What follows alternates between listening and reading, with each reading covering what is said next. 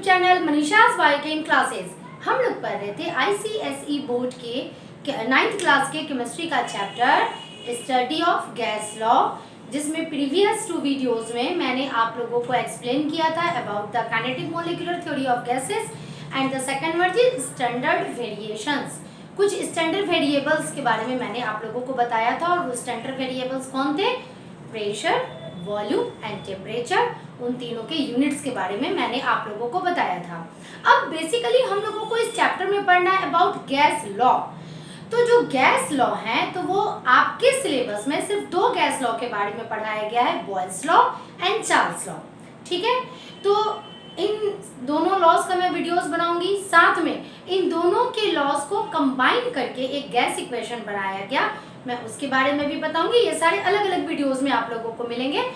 Last video जो मेरा रहेगा उसमें आपके टॉपिक्स रिलेटेड एंड आपके लेवल के हिसाब से कुछ न्यूमेरिकल्स रहेंगे, तो कैसे इन सब से रिलेटेड न्यूमेरिकल्स आप सॉल्व आउट करोगे मैं उसके बारे में बताऊंगी। एंड उसके बाद भी मैं एक वीडियो अपलोड करूंगी जो कि ये रहेगा कुछ एक्स्ट्रा इट मीन्स कि आपके सिलेबस में इन दोनों लॉज के अलावा एक लॉ का नाम दिया गया है, ठीक है, गेलॉसिक लॉ, तो उसके बारे में बताया नहीं गया, तो उसका मैं सिर्फ एक बेसिक कॉन्सेप्ट दूंगी। क्लियर? तो आज के इस वीडियो में हम लोग पढ़ेंगे अबाउट बॉयल्स लॉ। तो चलिए शुरू करते हैं। रॉबर्ट बॉयल 1662 में उन्होंने एक्सपेरिमेंट किया। एक्चुअली उनका जो ध्यान था वो गैसेस के जो तीनों स्टैंडर्ड वेरिएबल्स हैं उनके ऊपर जाता था, और वो हमेशा ये सोचते थे कि भाई कैसे ये सारे आपस में रिलेटेड है, क्योंकि जो कोई भी गैस होता है वो एक particular pressure, temperature and volume में वो एक पार्टिकुलर अपने बिहेवियर को शो करता है। तीनों में से कोई भी एक चीज चेंज हो गया, उसका बाकी का बिहेवियर चेंज होना शुरू हो जाता है। तो उन्होंने काफी कॉन्सेंट्रेट किया, और कॉन्सेंट्रेट करके 1662 में उनका जो एक्सपेरिमेंट था वो फुलफिल हुआ और उन्होंने अपना लॉ दिया। हालांकि एक्सपेरिमेंट के बारे में आपके बुक में नहीं दिया हुआ है, बट कॉन्सेप्ट के लिए मैं आपको बताना चाहती हूँ इन द शॉर्ट मैनर और in the simple manner. Clear ना? उन्होंने क्या किया भाई, उन्होंने तो काफी अच्छा सेटअप रखा था, बट मैं उन्हीं के एक्सपेरिमेंट को सिंपल तरीके से आपको बता रही हूँ कि रिजल्ट कैसे उन्हें आया। उन्होंने क्या किया कि एक J shaped graduated test tube ले लिया। ठीक है, यानी ग्रेजुएटेड मैंने पहले ही कहा था कि जिसमें मार्क्स लगे हुए होते हैं, जस्ट लाइक स्केल, इसमें भी मार्क लगाता है, स्केल बना हुआ होता है। तो उन्होंने एक जे शेप्ड टेस्ट ट्यूब लिया। अब इस जे शेप्ड टेस्ट ट्यूब में उन्होंने क्या किया कि मर्क्यूरी लिया और एक मेजर्ड फॉर्म ऑफ मर्क्यूरी लिया, मेजरमेंट करके उन्होंने मर्क्यूरी लिया और उस मर्क्यूरी को इसके अंदर डाल दिया। यहाँ से उन्होंने क्या डाला? मर्क्यूरी डाला। मर्क्यूरी डाला, चूंकि ये जे शेप्ड था, ठीक है, तो मर्क्यूरी देखिए किस तरह से सिचुएटेड हो गया, इस तरह से। ये जो डार्क कलर्ड मैं दिखा रही हूँ वो मर्क्यूरी को शो कर रहा है, वो इस तरह से सिचुएटेड हो गया। और ये हम लोग जानते हैं कि सेम हाइट पर सेम प्रेशर लगता है, यानी सी लेवल पर। अब चूंकि यहाँ पे हम लोग एटमॉस्फेरिक प्रेशर की बात कर रहे हैं, ठीक है, तो सी लेवल पर हमेशा एक कांस्टेंट एटमॉस्फेरिक प्रेशर लगता है, ठीक है, विच इज 76 सेंटीमीटर Hg। ये मैंने लास्ट वीडियो में आप लोगों को एक्सप्लेन किया था ना। तो सेम डिस्टेंस पर सेम प्रेशर लगता है। जैसे ही हम लोग डिस्टेंस चेंज करते हैं either above the sea level और बिलो द सी लेवल, क्या होता है कि हमारा प्रेशर वो चेंज होना शुरू हो जाता है। तो इसमें उन्होंने क्या किया था कि डिस्टेंस को बढ़ाया घटाया नहीं, डिस्टेंस को एकदम फिक्स रखा, साथ में एक और स्टैंडर्ड वेरिएबल उन्होंने फिक्स रखा, वो था टेम्परेचर। इस पूरे एक्सपेरिमेंट में उन्होंने टेम्परेचर को भी कांस्टेंट रखा था। तो यहाँ रिलेशनशिप उन्होंने किस दो के बीच में निकाला? प्रेशर एंड वॉल्यूम, इन दोनों के बीच में उन्होंने रिलेशनशिप निकाला। चलिए हम लोग आगे देखते हैं। तो जैसे ही उन्होंने मर्क्यूरी इसके अंदर डाला तो वो इस तरह से सेट हो गया, यानी कि इस जगह पर जो खाली जगह है यहाँ पर क्या मौजूद है? एयर, क्योंकि एयर तो पहले से मौजूद था। मरकरी आया तो भाई ये कुछ एयर यहाँ डिस्प्लेस हो गया। तो जो एयर का वॉल्यूम था इस ट्यूब के अंदर वो आया 60 सेंटीमीटर क्यूब। और हम लोग ये भी जानते हैं कि सेम डिस्टेंस पर सेम प्रेशर लगता है, ठीक है। तो भाई जितना प्रेशर यहाँ इस टेस्ट ट्यूब के अंदर वाला जो एयर है, तो जितना प्रेशर यहाँ लग रहा होगा, इस सरफेस पर लग रहा होगा, उतना ही PATM यानी एटमॉस्फेरिक प्रेशर इस जगह पे लग रहा था, क्योंकि दोनों का डिस्टेंस सेम था। क्लियर। अब एटमॉस्फेरिक प्रेशर इट मीन्स कितना है 76 सेंटीमीटर इस जगह पर, ठीक है। अब फिर उन्होंने क्या किया कि फिर एक मेजर्ड क्वांटिटी ऑफ मर्क्यूरी लिया और फिर से उसे इसके अंदर डाल दिया। जैसे ही उन्होंने मर्क्यूरी के इसके अंदर डाला, क्या हुआ कि ये जो मर्क्यूरी का जो हाइट है दिस वन, ये और इंक्रीज हो गया इस साइड में, ठीक है। और तब इन्होंने क्या देखा कि इस जगह जो इनका वॉल्यूम था वो वॉल्यूम यानी वॉल्यूम ऑफ एयर इस जगह पे वो रिड्यूस हो गया। रिड्यूस हो गया कितना 30 सेंटीमीटर क्यूब, वो रिड्यूस हो गया। अब देखते हैं कि भाई प्रेशर बढ़ा। कैसे प्रेशर बढ़ा देखते हैं। एटमॉस्फेरिक प्रेशर जो हमारा था वो तो है ही, साथ में यहाँ पर क्योंकि इसका देखिए डिस्टेंस इंक्रीज हो गया, तो यहाँ पर 76 सेंटीमीटर मर्क्यूरी का जो लेवल था वो भी इंक्रीज हो गया। यानी इस जगह पर हमारा प्रेशर एक तो एटमॉस्फेरिक प्रेशर पड़ा, दूसरा 76 सेंटीमीटर क्या जितने हाइट का प्रेशर पड़ा, ठीक है। यानी उन्होंने उतने ही अमाउंट में मर्क्यूरी लिया था। तो यहाँ वॉल्यूम ऑफ गैस यहाँ था 60 सेंटीमीटर क्यूब, यहाँ क्या आ गया 30 सेंटीमीटर क्यूब ना, यानी कि वॉल्यूम ऑफ गैस कितना रिड्यूस्ड हो गया ये हाफ। एंड प्रेशर कितना इंक्रीज हो गया, तो भाई 76 एटमॉस्फेरिक प्रेशर तो लग ही रहा था, साथ में 76 सेंटीमीटर के हाइट पे मर्क्यूरी का जो प्रेशर था वो भी लग रहा था। यानी हमारा प्रेशर जो यहाँ 76 सेंटीमीटर, ठीक है, Hg लग रहा था, यहाँ एक सिंपल मर्क्यूरी का 76 सेंटीमीटर लग रहा है, साथ में एटमॉस्फेरिक प्रेशर भी लग रहा है, यानी 2 × 76। यानी जब प्रेशर डबल हो गया तो वॉल्यूम हाफ हो गया। क्लियर ना। अब थर्ड उन्होंने क्या किया, अरे वाह, चलो और करके देखते हैं। उन्होंने क्या किया कि फिर से और एक ग्रेजुएटेड टेस्ट ट्यूब में 76 सेंटीमीटर के डिस्टेंस तक का मर्क्यूरी लिया और उसके अंदर डाल दिया। अब क्या उन्होंने देखा कि अरे वॉल्यूम ऑफ गैस जो यहाँ इतना था यानी 1/3 ये रिड्यूस हो गया, यानी ये बन गया कितना 20 सेंटीमीटर क्यूब, यानी 1/3 हो गया वॉल्यूम। एंड प्रेशर ट्रिपल हो गया। ट्रिपल क्यों हुआ, क्योंकि एक एटमॉस्फेरिक प्रेशर 76 सेंटीमीटर लग रहा था, पहले से यहाँ 76 सेंटीमीटर तो था ही किसका मर्क्यूरी का प्रेशर, एंड फिर से हम लोगों ने उतना मर्क्यूरी वहां डाल दिया। तो जब प्रेशर ऑफ गैस या भाई ये टोटल यहाँ पर तो प्रेशर ऑफ गैस ही हम लोग मेजर करेंगे, तो वो 3 टाइम्स हो गया। यानी जब ये 3 टाइम्स बढ़ा तो ये क्या हुआ कि 3 टाइम्स 1/3 इससे मल्टीप्लाई कर लीजिए, यानी कि 3 टाइम्स ये स्मॉलर हो गया विथ रिस्पेक्ट टू, यानी कम हो गया। ठीक है, तो इस पूरे एक्सपेरिमेंट में उन्हें रिजल्ट क्या मिला कि यदि टेम्परेचर को कांस्टेंट रख दिया जाए तो pressure is inversely proportional to volume, या volume is inversely proportional to pressure. Exact हमारा यही होगा। तो उससे यानी कि अगर इनका स्टेटमेंट पढ़ा जाए तो उन्होंने क्या, इसे ही हम लोग स्टेटमेंट के फॉर्म में पढ़ते हैं, at constant temperature volume of a given mass of a gas is inversely proportional to its pressure. Clear, यानी जैसे जैसे प्रेशर बढ़ाते हैं, आपको अब एग्जैक्टली यहीं से पढ़ना है कि जैसे जैसे आप प्रेशर बढ़ाएंगे for a given mass of a gas at constant temperature, उसका वॉल्यूम वैसे वैसे कम होते जाएगा। And this is the meaning of inversely proportional. Inversely proportional का मतलब आप लोग जानते हैं, यदि 2 क्वांटिटी आपस में इन्वर्सली प्रोपोर्शन के फॉर्म में है, एक को बढ़ाएंगे दूसरा घटेगा, दूसरे को बढ़ाएंगे पहला घटेगा, ठीक है, दोनों एक दूसरे का उल्टा होगा।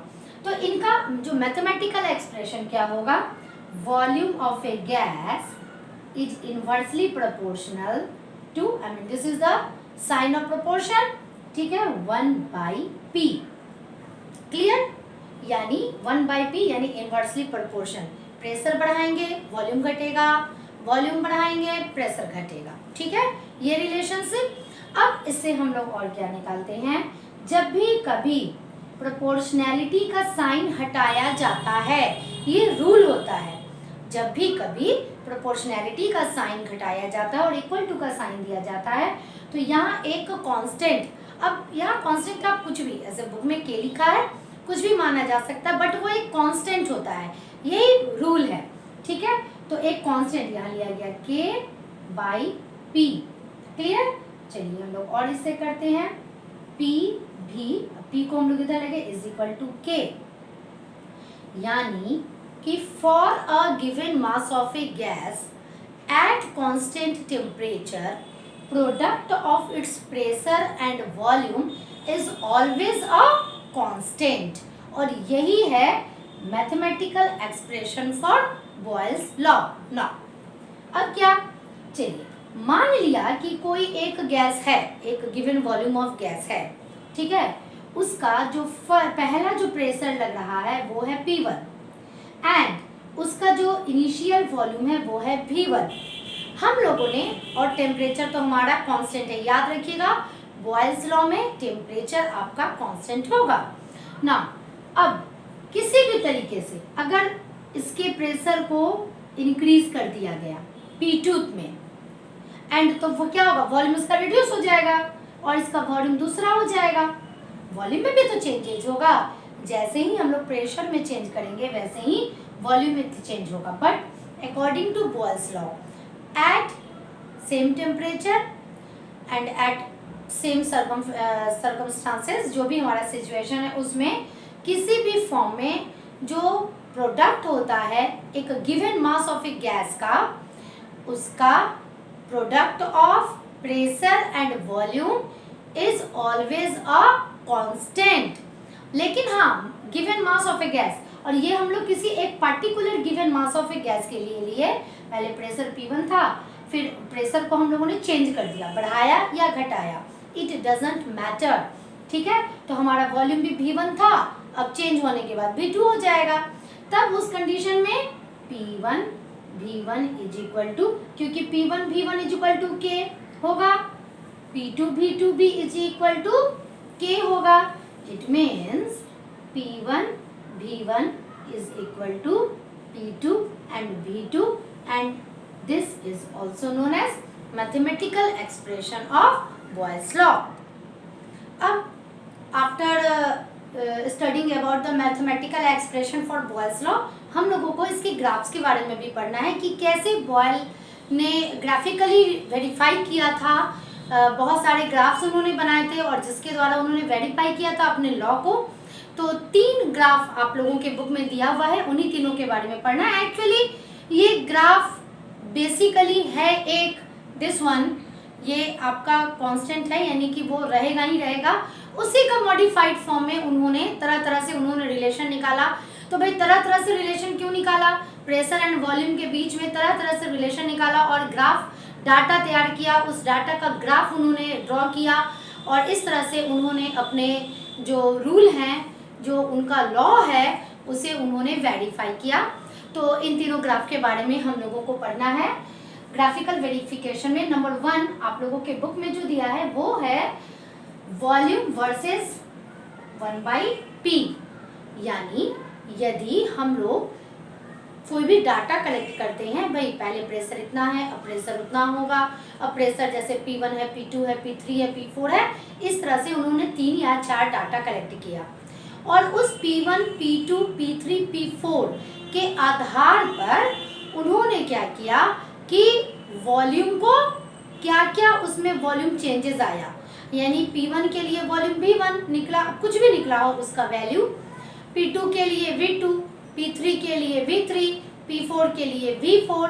तो इस तरह से जैसे जैसे भाई प्रेशर चेंज होता था उनका वॉल्यूम भी चेंज होता था। बट उन्होंने प्रेशर का जो अमाउंट लिया वो क्या लिया, उसका इन्वर्स लिया, यानी 1/P लिया। जैसे यदि उन्होंने प्रेशर लिया, लेट अस सपोज प्रेशर लिया उन्होंने 100 mmHg, ठीक है, उन्होंने प्रेशर लिया 100 mmHg, लेकिन यहाँ ग्राफ को ड्रॉ करने के लिए जो उन्होंने डाटा तैयार किया वो डाटा लिया 1/100, ठीक है, और उसके वैल्यू को इस एक्स एक्सिस पर उन्होंने पुटअप किया और दूसरे वाई एक्सिस पर उन्होंने पुटअप किया वॉल्यूम को। और इस तरह से उन्होंने क्या देखा कि एक स्ट्रेट लाइन उन्हें मिल रहा है, and this straight line shows that as 1/P increases volume also increases, यानी जैसे जैसे 1/P का वैल्यू बढ़ते जा रहा है वॉल्यूम का वैल्यू भी बढ़ते जा रहा है, ठीक है। तो यानी इससे क्या पता चला, इससे ये पता चला कि volume is inversely proportional to P. It means volume is directly proportional to 1/P. Clear हो गया ये। Now the second graph उन्होंने जो ड्रॉ किया वो P वर्सेस V या V वर्सेस P पे किया। It means जैसे अगर उन्होंने लिया पहला प्रेशर P1 तो वॉल्यूम हो गया V1, दूसरे में प्रेशर इंक्रीज किया P2 तो वॉल्यूम भाई डिक्रीज किया V2, ठीक है, फिर इसमें हुआ P3 तो इसमें वॉल्यूम और डिक्रीज हो गया V3 and so on. 3-4 data उन्होंने लिया। इसमें उन्होंने क्या लिया था, लेट अस सपोज इसमें उन्होंने लिया यहाँ 1/P1, यहाँ लिया 1/P2, यहाँ लिया 1/P3 एंड सो ऑन, इस तरह से लिया था। बट इसमें उन्होंने क्या लिया, इसमें उन्होंने डायरेक्ट P का वैल्यू लिया, यानी जो पहला वैल्यू है P1, दूसरा वैल्यू है P2, तीसरा वैल्यू एक्चुअली यहाँ इधर लिखा नहीं जाता है, मैं सिर्फ समझाने के लिए बोल रही हूँ, P3 इस तरह से लिया। और जब इस तरह का ग्राफ उन्होंने ड्रॉ किया तो उन्हें मिला एक हाइपरबोलिक कर्व, यानी इस स्ट्रक्चर को हम लोग हाइपरबोला कहते हैं। और जब भी कभी कोई किसी दो ऐसी चीज के बीच में आपको ग्राफ ड्रॉ करना पड़े जो एक दूसरे का इन्वर्सली प्रोपोर्शनल होता है तो हमें हमेशा हाइपरबोला ही मिलता है। और इससे क्या पता चलता है कि जैसे जैसे P का वैल्यू बढ़ रहा है V का वैल्यू डिक्रीज हो रहा है, P का वैल्यू बढ़ रहा है एंड V का वैल्यू डिक्रीज हो रहा है। It means V is inversely proportional to P। Clear? चलिए, भी ग्राफ आपका क्लियर हो गया। And the third graph is जो आपको पढ़ना है वो है product of PV versus P, यानी एक तरफ उन्होंने P1 V1 के प्रोडक्ट को लिया, यानी ये अगर हमारा डाटा है तो P1 V1, यहाँ डाटा है P2 V2, यहाँ अगर कुछ भी आपका वैल्यू आया है दिस इज P3 V3, तो इस एक्सिस पर उन्होंने PV लिया, दूसरे पर उन्होंने P1 P2 P3 लिया।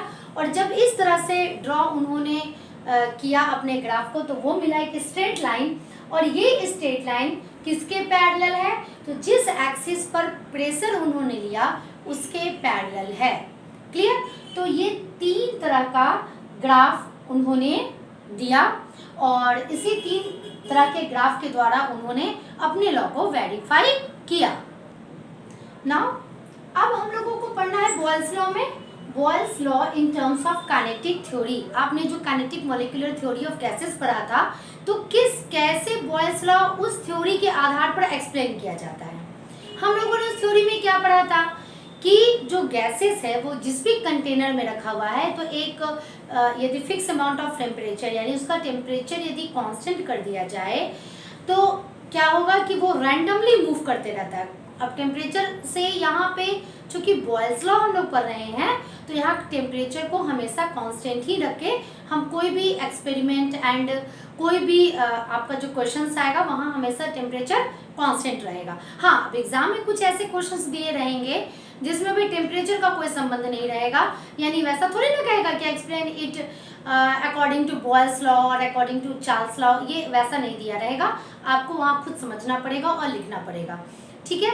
तो kinetic molecular theory of gases के हिसाब से कि जिस भी कंटेनर में कोई एक गिवन मास ऑफ गैस रखे जाते हैं तो वो कॉन्स्टेंटली हिट करते रहते हैं उसके वॉल पर, यानी कि वो प्रेशर एक्सर्ट करते रहते हैं कुछ इस तरह से। एक बॉक्स है, इसके अंदर 4 molecules, let us suppose 4 molecules है, किसके भाई? गैस के। तो ये रैंडमली मूव कर रहे हैं इधर उधर और वो हिट्स कर रहे हैं वॉल को भी, कोलाइड कर रहे हैं, खुद भी कोलाइड कर रहे हैं और इस तरह से वो प्रेशर एक्सर्ट कर रहे हैं। अब हमारा मास कांस्टेंट रहे, यानी इसमें कोई एक्स्ट्रा एयर हम लोग नहीं डालें, ठीक है। मास ऑफ गैस हमारा कांस्टेंट रहे, टेम्परेचर भी कांस्टेंट रहे और हम लोग क्या करें कि इसके वॉल्यूम को रिड्यूस कर दें, यानी इतने ही अमाउंट ऑफ गैस को इससे भी छोटे, यानी इसका हाफ अमाउंट ऑफ वॉल्यूम वाले बक्से में डाल दें। तो क्या होगा? प्रेशर बढ़ेगा या घटेगा? बढ़ेगा, क्योंकि वो काफी नजदीक आ जाएंगे तो जल्दी जल्दी वो कोलाइड करेंगे। जब जल्दी जल्दी कोलाइड करेंगे तो प्रेशर इसका बढ़ेगा, ठीक है। यानी कि जैसे दिस इज V1 एंड ये दिस इज V2, यानी V1 is greater than V2। V2 हमारा यानी वॉल्यूम छोटा हो गया तो प्रेशर, यहाँ जो प्रेशर पड़ रहा था P1 वो छोटा हो गया और यहाँ प्रेशर बढ़ गया, ठीक है। यानी कि kinetic molecular theory of gases ने भी तो यही कहा था कि एयर, मॉलिक्यूल्स ऑफ एयर जिस भी कंटेनर में रखे जाते हैं वो कोलाइड करते हैं कंटेनर के वॉल से और उसे हीट करते हैं एंड जिसकी वजह से वो एयर का प्रेशर एक्सर्ट करते हैं, ठीक है। साथ में यदि उस वॉल्यूम को कम कर दिया जाए तो नंबर ऑफ हिट्स इंक्रीज हो जाएंगे और इसकी वजह से प्रेशर भी इंक्रीज हो जाएगा। तो इस तरह से, और जब उसके आधार पर एक्सपेरिमेंट किया गया तो वॉल्यूम यदि हाफ रिड्यूस किया गया तो प्रेशर जस्ट डबल हो गया था और इस तरह से बॉयल्स लॉ को काइनेटिक थ्योरी के हिसाब से एक्सप्लेन किया गया। नाउ अब हम लोगों को कुछ टॉपिक पढ़ना है जिससे कुछ ट्रिक्स क्वेश्चन पूछे जाते हैं एग्जाम में। सिग्निफिकेंस ऑफ बॉयल्स लॉ, क्या सिग्निफिकेंस है इनका? नंबर 1 मैंने बताया है, at constant temperature density of gas is directly proportional to pressure. यदि टेम्परेचर, भाई बॉयल्स लॉ है तो नेचुरली टेम्परेचर हमारा कांस्टेंट है, तो जैसे जैसे प्रेशर बढ़ेगा डेंसिटी भी बढ़ेगी। अब आप इसे साधारण भाषा में समझिए, प्रेशर बढ़ेगा, ठीक है, प्रेशर बढ़ेगा, इट मीन्स कि जो गैस के पार्टिकल्स हैं वो थोड़े नजदीक आ गए हैं। अब नजदीक आ गए हैं इट मीन्स कि उनकी डेंसिटी बढ़ गई है, ठीक है। और इसी वजह से क्या होता है कि हाई एल्टीट्यूड्स पर जब हम जाते हैं तो वहाँ डेंसिटी हमारी क्या होती है? घट जाती है। क्यों? क्योंकि एटमॉस्फेरिक प्रेशर हमारा घट जाता है और ऑक्सीजन का अमाउंट भी घट जाता है due to low density of air and that's why mountaineers need oxygen cylinder. And यहाँ मैंने क्वेश्चन लिखा है सिलेंडर वाई। क्लियर? यदि आपको ये टॉपिक समझ में आ गया हो तो आप इस क्वेश्चन का आंसर मेरे कमेंट सेक्शन में दे सकते हैं। ना सेकंड पॉइंट जो मैं समझाना आपको चाहती हूँ, क्योंकि इन्हीं सारे पॉइंट्स के आधार पर आपके इस तरह के क्वेश्चंस का सॉल्यूशन आपको मिल जाएगा। Outside pressure increases, let us suppose ये कोई पैकेट है, ठीक है, और अगर बाहर का एटमॉस्फेरिक प्रेशर इंक्रीज होगा तो इसे मेंटेन करने के लिए अंदर का प्रेशर भी इंक्रीज करना होगा, ठीक है। और अंदर पैकेट के अंदर का प्रेशर को इंक्रीज करने के लिए, हमारा टेम्परेचर कांस्टेंट है वहां पर, तो उसे इंक्रीज करने के लिए क्या करना होगा? उसके वॉल्यूम को रिड्यूस करना होगा, ठीक है। Outside pressure increases, inside has to increase. Clear? उसे मेंटेन करने के लिए बाहर के प्रेशर जैसे ही इंक्रीज होता है उसे मेंटेन करने के लिए अंदर का प्रेशर भी इंक्रीज करना पड़ता है। और भाई अब उसे करने के लिए क्या करना होगा? वॉल्यूम डिक्रीज करता है, इसलिए कोई भी जो पैकेट वगैरह है वो पिचक जाते हैं। एंड इसका जस्ट वाइस वर्सा कंडीशन होता है। Vice versa condition it means जब आउटसाइड का प्रेशर डिक्रीज होगा, यानी by any method, by any mean, तो इनसाइड का प्रेशर भी अपने आप को डिक्रीज करेगा। और डिक्रीज कैसे करेगा? वो पैकेट के अंदर का वॉल्यूम बढ़ जाएगा, क्योंकि जब वॉल्यूम बढ़ेगा तभी तो वो हमारा अंदर का प्रेशर डिक्रीज करेगा। और इसी के आधार पर मैंने यहाँ एक क्वेश्चन लिखा है, why chips packet burst at high altitude. जब बहुत ऊंचाई पे हम जाते हैं, किसी पहाड़ के ऊपर बहुत ऊंचाई पर जब जाते हैं, तो वहाँ पर कभी कभी क्या देखा जाता है कि चिप्स का पैकेट अचानक से फट जाता है। ऐसा क्यों हुआ? इसका आंसर आप मुझे कमेंट सेक्शन में लिखिएगा, ठीक है। तो आज के इस वीडियो के लिए इतना ही। मैंने जो नोट्स है वो अपने सेकंड वीडियो में आपके फुल चैप्टर का नोट्स दे रखा है। आई थिंक आप लोगों ने अभी तक उसे लिख भी लिया होगा, ठीक है। आज के इस वीडियो में हमने पढ़ा about boys law. Next video में हम लोग शुरू करेंगे चार्ल्स लॉ। क्लियर? मिलती हूँ नेक्स्ट वीडियो में नेक्स्ट टॉपिक के साथ। Till then bye.